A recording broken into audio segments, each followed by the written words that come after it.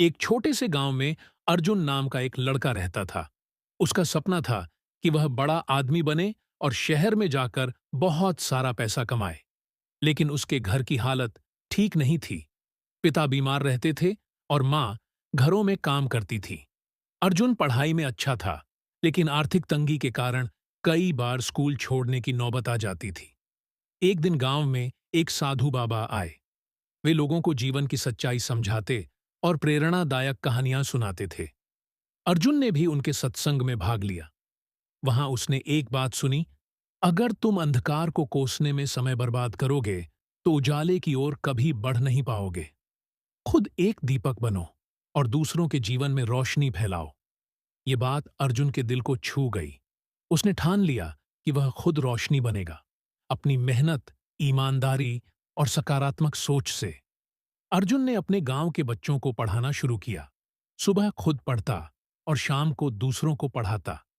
कुछ ही महीनों में गांव के लोग उसके प्रयासों को समझने लगे और उसका साथ देने लगे। एक सामाजिक संस्था को जब अर्जुन के काम के बारे में पता चला, तो उन्होंने उसकी आगे की पढ़ाई की जिम्मेदारी ले ली। समय बीतता गया। अर्जुन ने स्कॉलरशिप पाकर शहर की एक बड़ी यूनिवर्सिटी में दाखिला लिया। वहां से पढ़कर वह एक इंजीनियर बना। लेकिन उसने शहर में नौकरी करने के बजाय गांव लौटकर वहां एक स्कूल खोला, ताकि किसी और अर्जुन को वो कठिनाई न झेलनी पड़े जो उसने झेली। अब अर्जुन का गांव बदल चुका था। जहां कभी बच्चे स्कूल जाने से डरते थे, अब वहां शिक्षा का दीपक जल चुका था। सीख।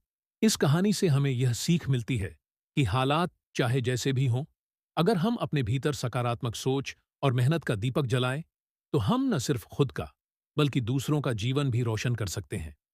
अक्सर हम सोचते हैं कि जब सब कुछ हमारे अनुकूल होगा, तभी हम कुछ अच्छा करेंगे। लेकिन सच्चाई यह है कि छोटे छोटे कदम, छोटी छोटी कोशिशें ही बड़ा बदलाव लाती हैं। याद रखो, दीपक खुद को जलाकर दूसरों को रोशनी देता है। तुम भी एक दीपक बन सकते हो, अपने जीवन में, अपने परिवार में, अपने समाज में। अगर तुम्हें ये कहानी पसंद आई, तो बताओ, मैं और भी सुनाऊंगा।